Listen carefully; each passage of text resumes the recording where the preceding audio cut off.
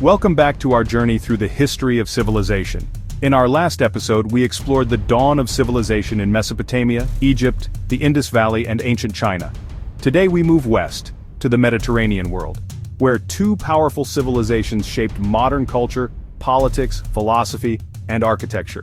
These two civilizations didn't just rule territories, they laid the foundation for democracy, philosophy, law, and empire, ideas that still influence us today. Let's dive deep into their story.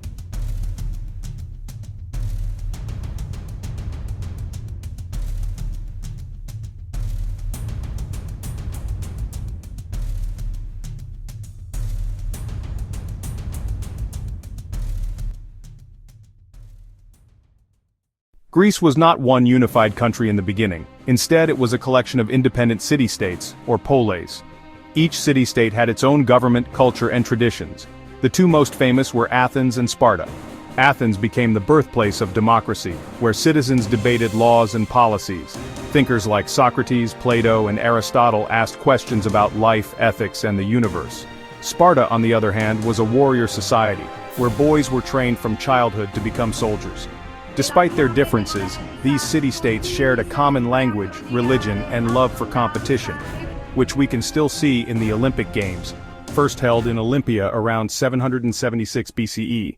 After defeating the mighty Persian Empire in wars like the Battle of Marathon and Salamis, Athens entered its golden age. Under the leadership of Pericles, Athens built the Parthenon, a magnificent temple to the goddess Athena. Art, theater, and philosophy flourished.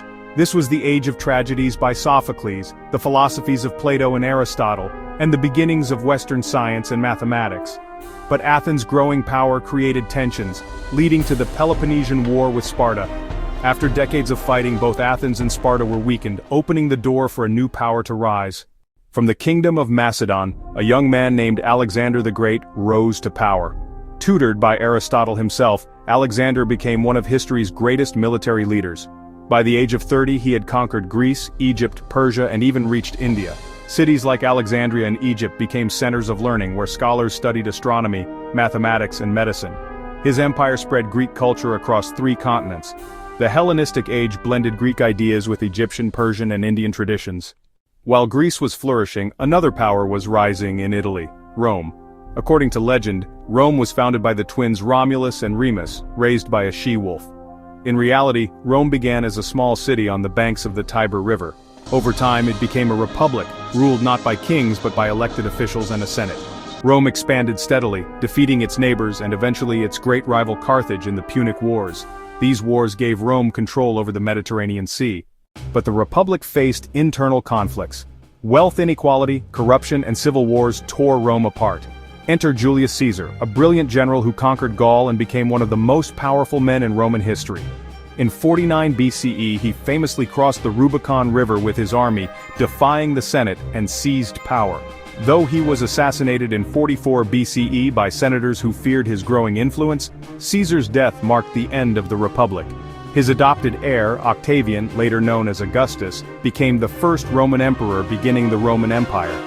The shift from republic to empire transformed Roman governance and set the stage for centuries of imperial rule.